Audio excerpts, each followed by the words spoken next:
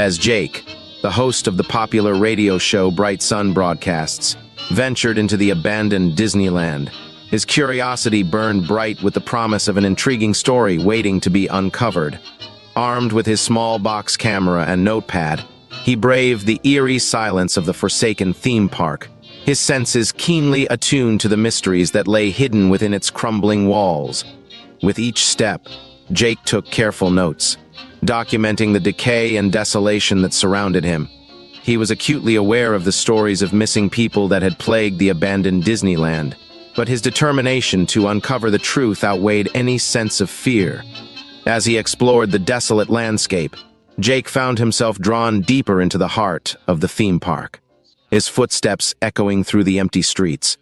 It was in the Magic Kingdom, the once magical heart of Disneyland, that he stumbled upon a hidden trap concealed beneath a layer of cleverly placed leaves. With a cry of alarm, Jake plummeted into the darkness below, his heart pounding in his chest as he tumbled through the abyss. As he landed with a thud at the bottom, he scrambled to his feet, his eyes wide with shock and confusion. Blinking in the dim light, Jake's gaze fell upon a sign illuminated by a faint glow, bearing the words Jimmyland. His mind reeled with disbelief as he tried to make sense of the surreal sight before him. As Jake stumbled into the nest of Jimmies, he found himself surrounded by a surreal sight.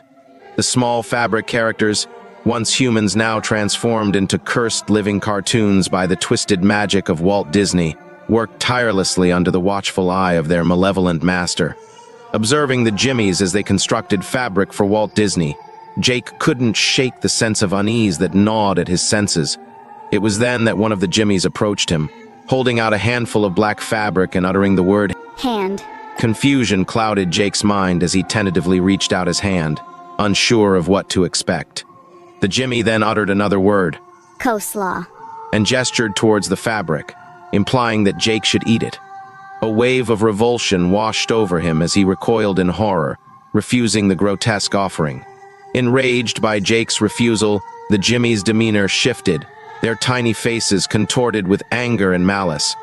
With swift and merciless efficiency, they descended upon Jake, their tiny hands wielding needles and thread with deadly precision.